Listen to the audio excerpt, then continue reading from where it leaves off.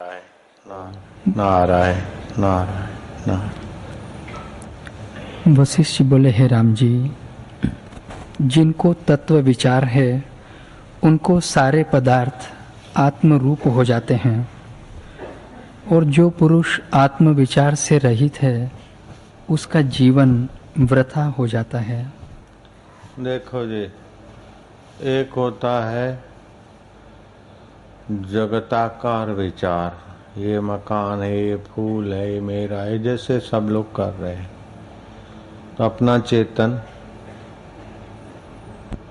परमेश्वर चेतना इंद्रियों के द्वारा जगताकार विचार करके जगत में राग और द्वेष, सारे चीजों में घूमो, सारी वस्तु में घूमो, परिणाम तो है राग और द्वेष की सृष्टि बनती है।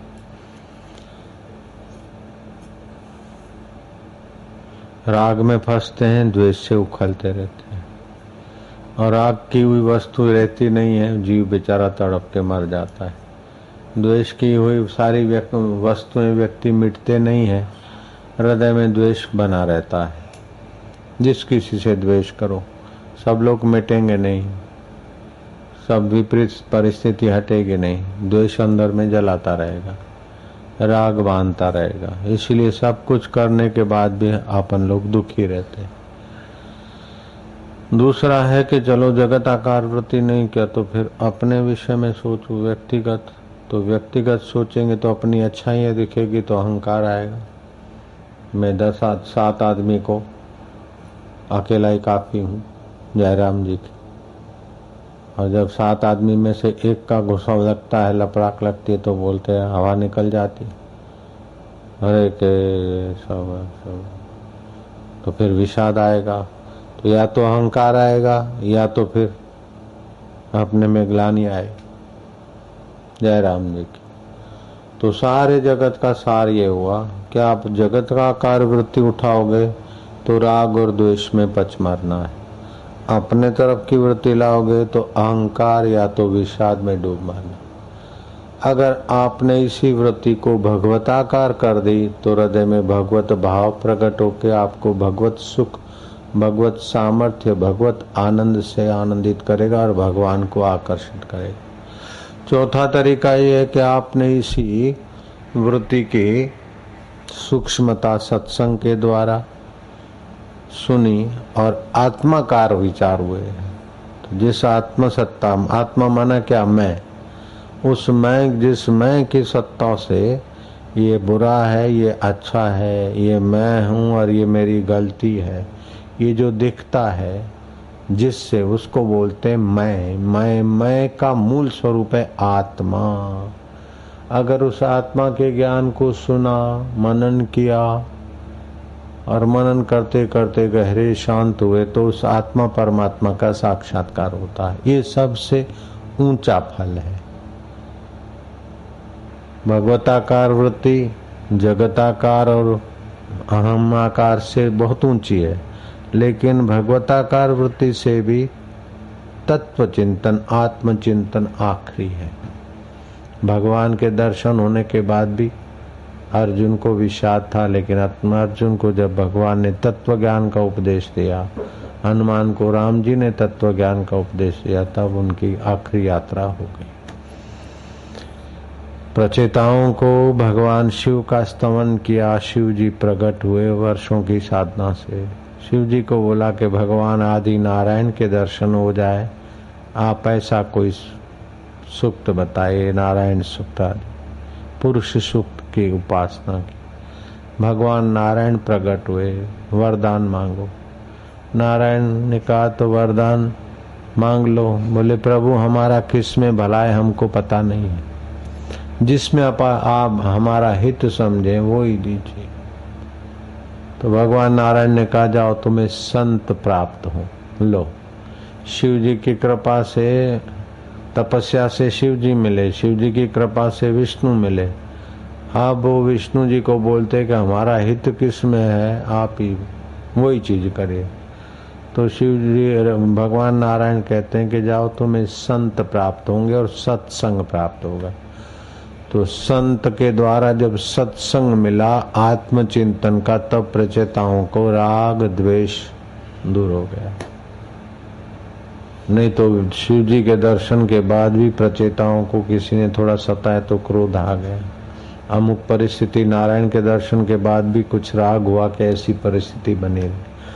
लेकिन जब तत्व ज्ञान मिला और उसका मनन करके अपनी मैं को जाना, तो फिर कोई आओ चाहे जाओ, चाहे कोई बनो चाहे बिगड़ो, युद्ध करो, फिर भी हृदय में राग और द्वेष नहीं होता।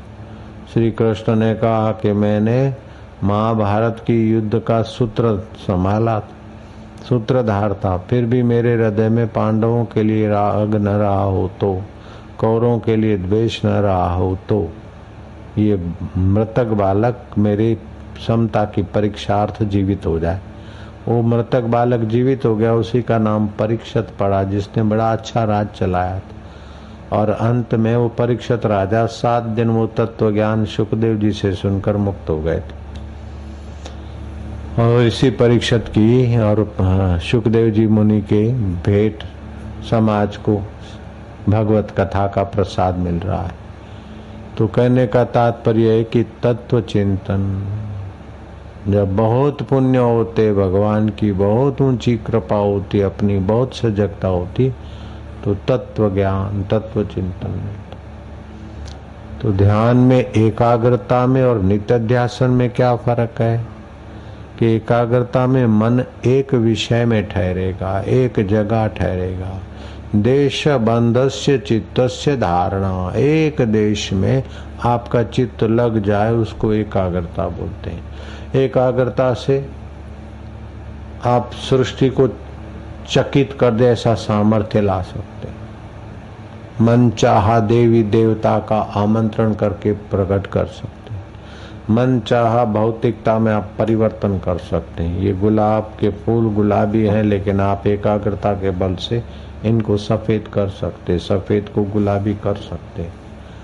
एकाग्रता के बल से आप अलग अलग उपासना है, पृथ्वी तत्व की उपासना करके एकाग्रता से आप पृथ्वी में गड़ जाए। यहाँ तो आप पृथ्वी में गाड़ दिए गए, कलकत्ते में निकल जाए। पानी में कूद पड़े और आप पानी हो जाए, और बाद में जब चाहें तब आप मछली बनकर पानी में सैर करें। ये सब एकाग्रता में अष्ट सिद्धि नवनिधि पाने की योग्यता है। फिर कितने अंश में आपकी एकाग्रता और किस विषय में, ये एकाग्रता का फल है। फिर आप जिस विषय में अपनी एकाग्रता लगाए सफल हो जाए। जैसे राम जी की गजब की एकाग्रता थी, तो अगस्त ऋषि ने राम जी को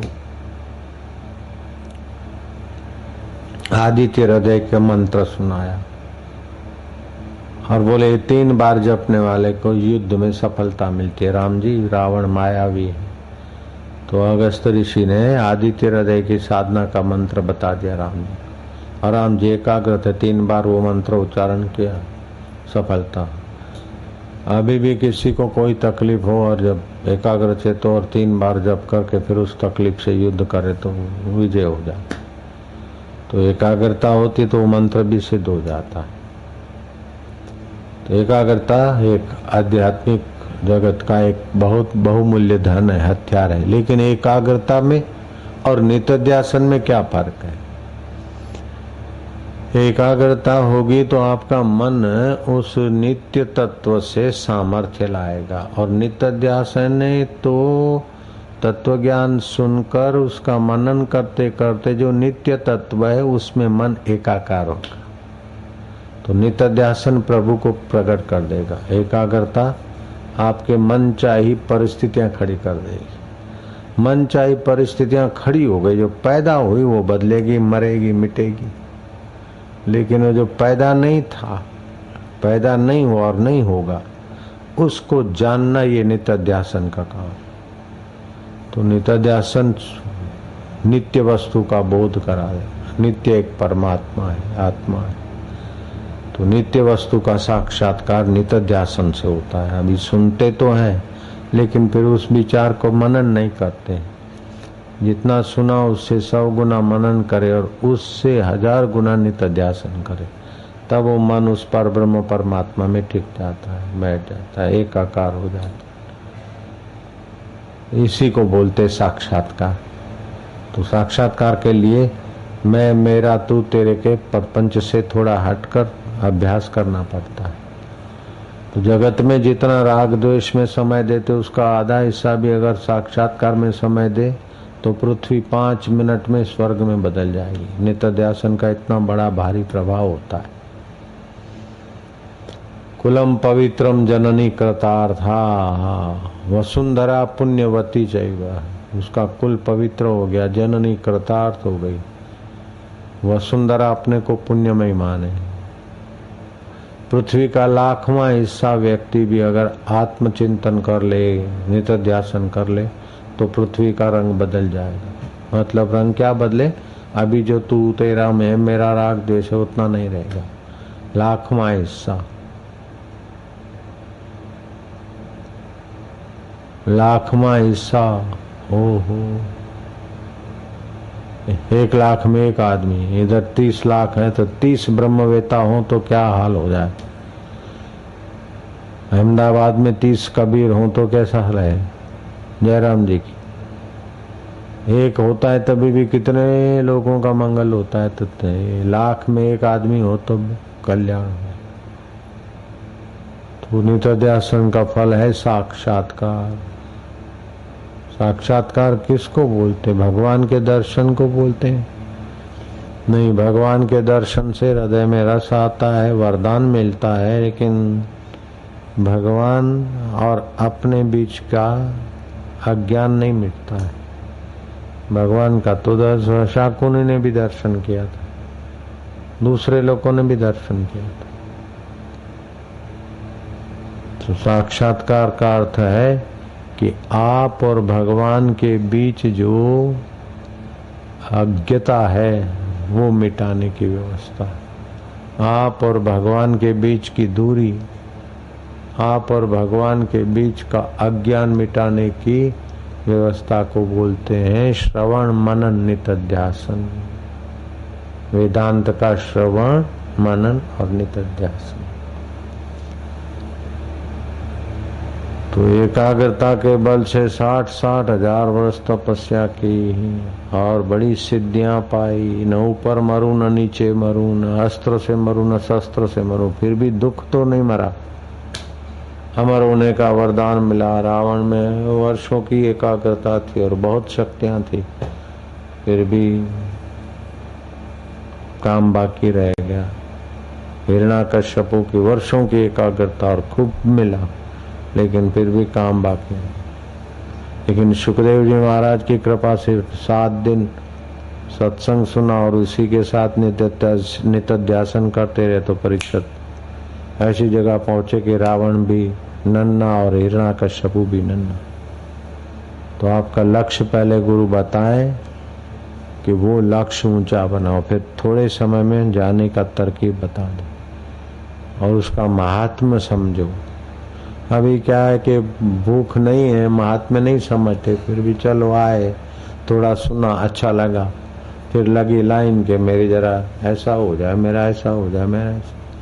सिर खपाने वालों की लाइन चालू हो जाएगी। लेकिन ये तो ऐसी बात बता रहा हूँ कि आपको तो कोई प्रॉब्लम तो क्या, आप जहाँ जाओ वहाँ प्रॉब्लम कोई प्रॉब्लम हो जाए, ये ऐसी चीज बता रहे हैं। हाँ जी।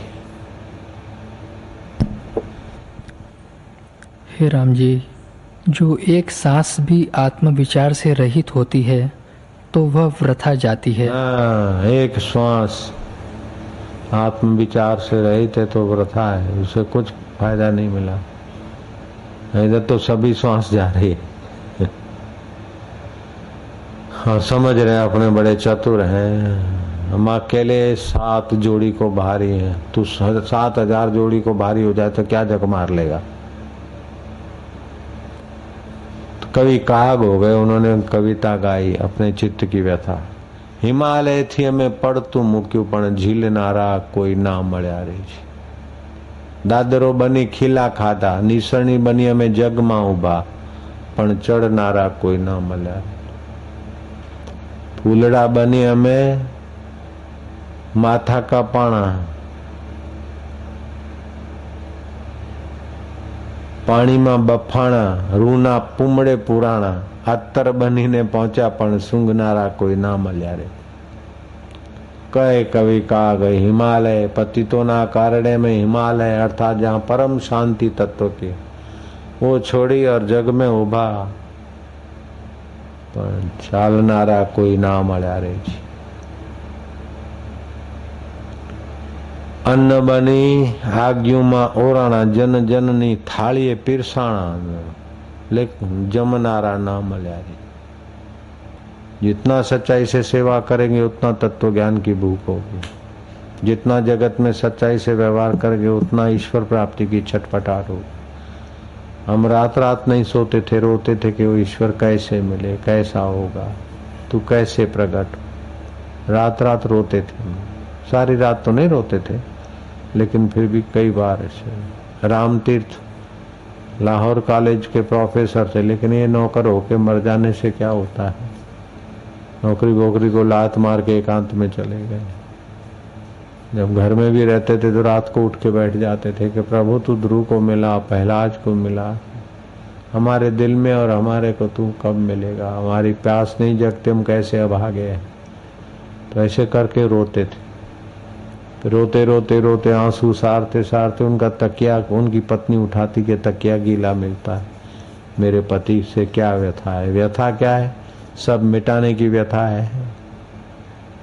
तो भगवान के लिए तड़प भी पैदा नहीं होती, कितना दुर्भाग्य। जो चीजें छोड़ के जानी उसके लिए लगे, जिस शरीर को जलाना है उसकी सुविधा के लिए सारी जिंदगी खत्म कर रहे हैं।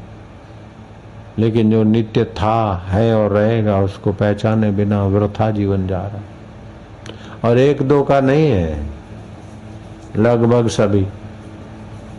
कोई कोई पुण्यात्मा महात्मा, कोई सज्जन, कोई व्यक्ति।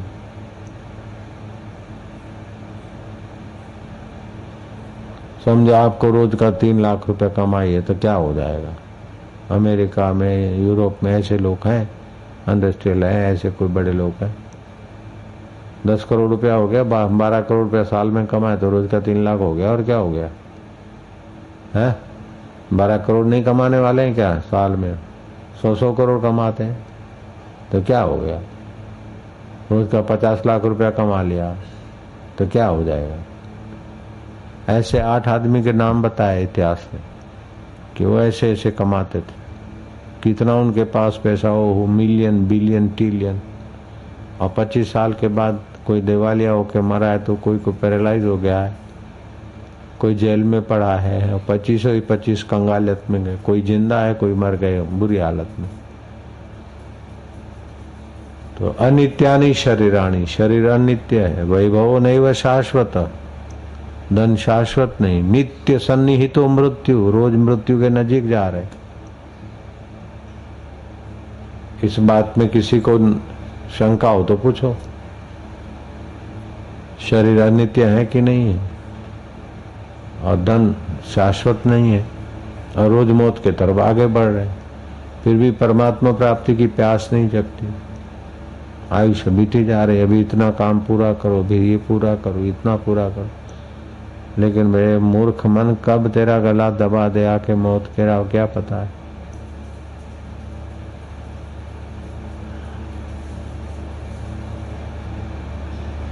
भुवन नाम का लड़का गया उघराणी करने, माधवदास महाराज का।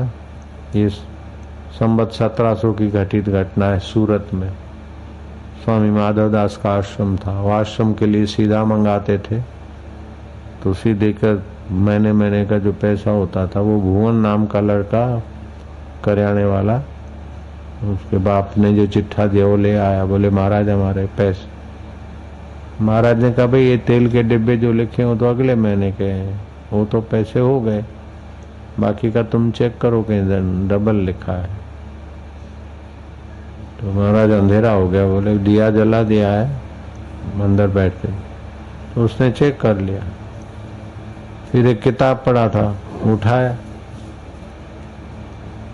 तो किताब था समर्थ रामदास का दास बोध, और ऊपर लिखा था गाफिल अजू सोचत नहीं, वृथा जन्म गंवाए, तेल घटा बाती बुझी अंत बहुत पछताए।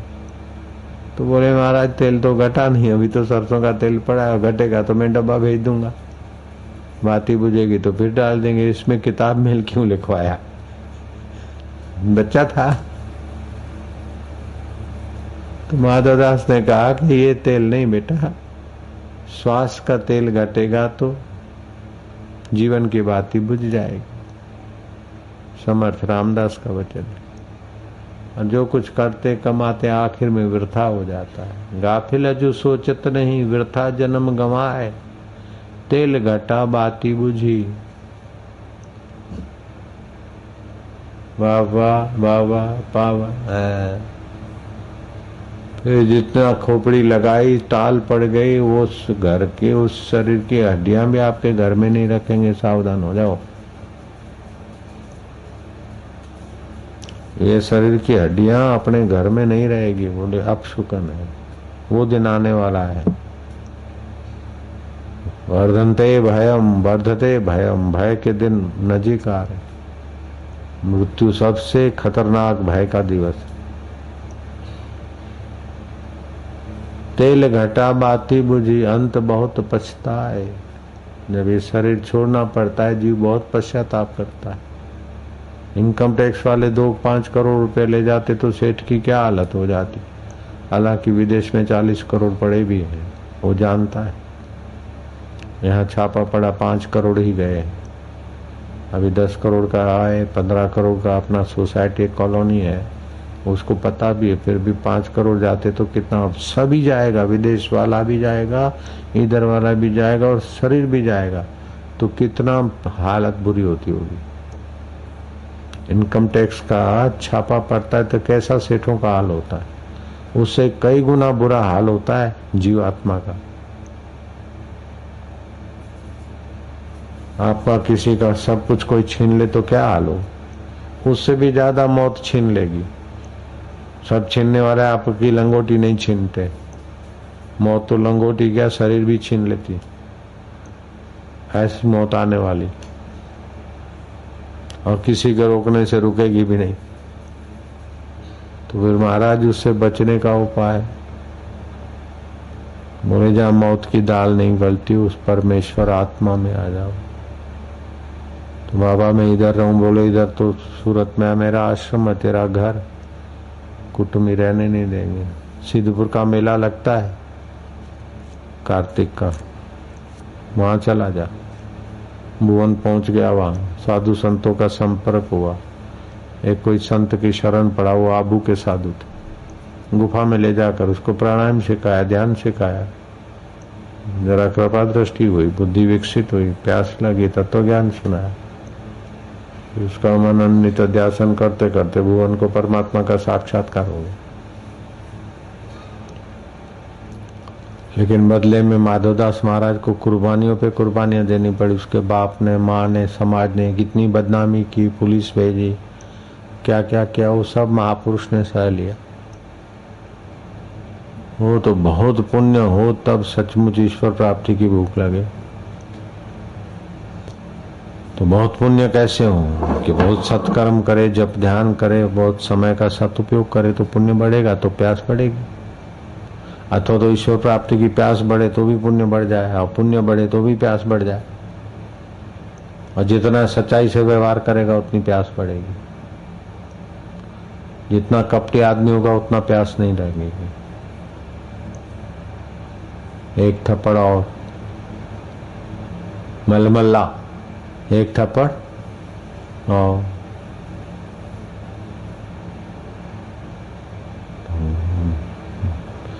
रामकृष्ण ने कहा कि वकील को, दलाल को और डॉक्टर को ईश्वर प्राप्ति नहीं हो सकती, क्योंकि वकील जानबूझ के झूठ बोलता है, डॉक्टर जानबूझ के हाड़ मांस मज्जा मल मूत्र में अपना चित्त लगाता है, और दलाल जानबूझ के झूठ बोले, उनको ईश्वर प्राप्ति नहीं हो सकती।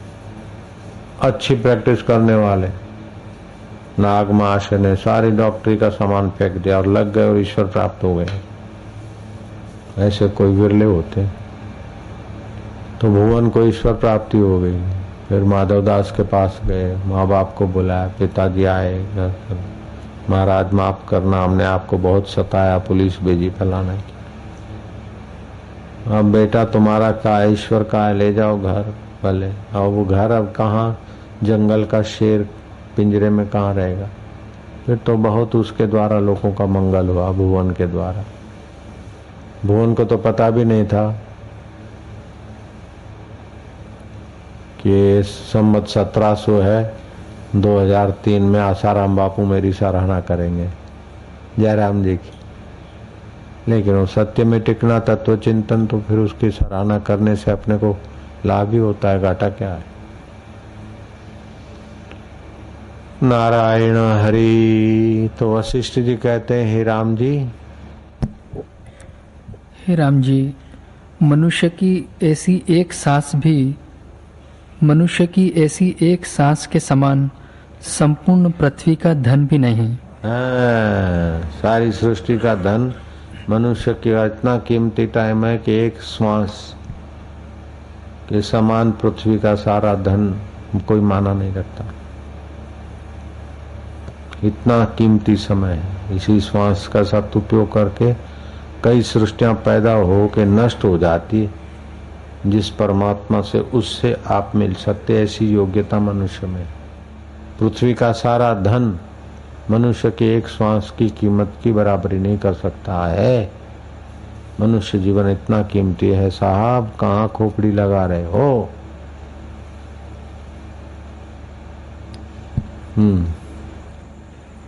यदि एक सांस भी निष्फल जाए तो फिर मांगे नहीं मिलती। ऐसी सांस को जो वृथा गंवाते हैं, उनको तुम पशु जानो। हे राम, आयुष्य बिजली की चमक के समान है। जैसे बिजली की चमक तुरंत मिट जाती है, वैसे ही आयु नष्ट हो जाती है। बचपन कहाँ चला गया, जुआनी और शादी के दिन कैसे बीत गए। आयुष्य नाश हो रही। बिजली के चमकारे जैसी तो जिंदगी है। बिजली के चमकारे में सुई में धागा परो लो तो पोलो, ऐसे अपना काम बना लो तो बना लो, नहीं तो फिर भैंसे बनो, मेढक बनो, कलकत्ता की मछली बनोगे फिर बंगाली खाएंगे, फिर बंगाली के पेट में जाके बंगाली के बच्चे बनो, फिर वही आके हावड़ा में काम करेंगे, फिर आप ही फिर कोई सेठ बनेगा हावड़ा का तो आप लेबर हो जाएंगे, लेबर के बच्चे कहे जाएंगे, खा पी के लेबर बनेंगे। ऐसा भी न जाने कितनी बार हो गया होगा। आप तो अपनी संवार ले भैया। हाँ जी, पूरा करो। हे राम जी, ऐसा शरीर पाकर भी यदि आत्मपद न पाया तो फिर कब पाओगे। जो आत्मपद से विमुख है वह वृक्ष आदि के जन्मों को पावेगा। हाँ, वृक्ष बन जाए। जरूरी नहीं कि मछली बने और फिर लेबर बन जाए। लेबर को भी थोड़ी छूट छाट होती, लेकिन वृक्ष को बेचारे को छूट छाट कहाँ होती। वृक्ष चाहे कि हवाई जहाज में कलकत्ते से बम्बई जाऊं तो जाएगा क्या। जयराम जी की वृक्ष की योनि भी आ जाती है। नलकुबर वृक्ष बन गए थे, गंधर्व वाले भी वृक्ष बन जाते, तो मनुष्य तो उससे नीचे योनि। मनुष्यों से गंधर्वों में 8 गुना बल होता है, प्रकट भी हो जाते, अदृश्य भी हो जाते। पृथ्वी लोक पे मनुष्य सर्वोपरि, लेकिन गंधर्व 8 गुना ज्यादा बल और भोग सामग्री, अदृश्य होने की शक्ति। संकल्प से उनका विमान उड़ान भरे, संकल्प से वो प्रकट हो जाए, अदृश्य हो जाए। लालजी महाराज से मिले थे 5 गंधर्व साधना काल में। बोले इधर क्यों बैठा है, पकड़ लो उसको। तो 5 के 5 बड़े भयंकर, बड़े विराट, तो वो इतना बड़ा पंजा कि वो लालजी महाराज बोलते मैं तो उनको जैसे नींबू निचोड़े या कोई चूहा पकड़ ले, तो उनका पंजा इतना शरीर बड़ा कि मेरा शरीर उनके आगे एक चूहे जैसा लगे, इतने बड़े हो गए। तो मैं तो घबरा गया, तो आंखों में ची राम राम राम राम राम राम राम राम राम राम भय से राम राम राम राम राम राम राम। मनु भाई तो फपड़े आके सरल आदमी सच्चाई से बोलते तो मजा भी आता। मनु भाई तो फपड़े आके राम राम राम राम राम राम राम राम राम राम। और 2 कलाक बोलते, फिर धीरे से आंख खोली तो देखा के करण कुंडल 5 के 5 बड़े दिव्य दिखे। तो मेरे देखते देखते वो साबरमती है अपनी, जो साबरमती जिस तट पे अपन बैठे हैं आगे वरसोड़ा गांव आता है, तो उसके साबरमती के ये जमीन जो है ना कठोर है, तो उसमें खोद के छोटी सी गुफा बना के वो भाई साहब लालजी महाराज अनुष्ठान कर रहे थे। तो रात को 2 बजे जग के कुछ कर रहे थे, तो वो 5 आदमी काले कलूट आए। तो फिर उनको देख के सोचा कि कौन है, तो इतने में वो भयंकर हो गए बड़े। बोले पकड़ लो, तो इतने बड़े हो गए कि वो हम तो के चूहे जैसे लगे।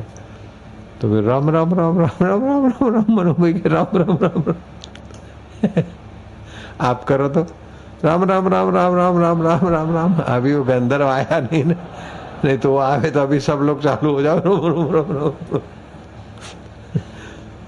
थोड़ी सी बिजली चमकती तो यूं हो जाते, तो बड़े गंधर्व एक भी आ जाए तो काफी है। राम राम राम राम राम सब भाग जाए, ऐसा भयंकर रूप राम राम राम राम। फिर धीरे से खोला तो 5 के बाद फिर वो भेखड़ में 1 2 3 जैसे ये दीवार है, आप इधर खड़े और आपके सामने इसी दीवार में कोई गायब होता जाए तो आश्चर्य होगा। तो गायब होते होते 4 तो अंदर घुस गए, 5वें का 1 पैर बाहर 1 हाथ बाहर और गर्दनियों बाहर। बोले घबराना नहीं, हम गंधर्व थे तेरी परीक्षा लेने आए। बोले हाथ तेरे कितना तो पपड़ा दिया, आप बोलते घबराना नहीं। तो कितने कितने पाप पड़ वेले महापुरुषों ने भक्ति करते कहा। आखिर वो तत्व ज्ञान में आए कि बधु एक अच्छे बधे मारो राम छे बधे एक अच्छे। तो ये साधनाएं करके गंधर्व अंदर आए, वो रास्ते भी हैं, लेकिन सीधा तत्व चिंतन करो तो ये कोई आए में आए कोई जरूरत नहीं। तत्व चिंतन ऐसा एकदम ऊंचा सीधा मार्ग, ये भी अच्छा है अपनी अपनी जगह पे, लेकिन करो बस, वृथा जन्म न जाए।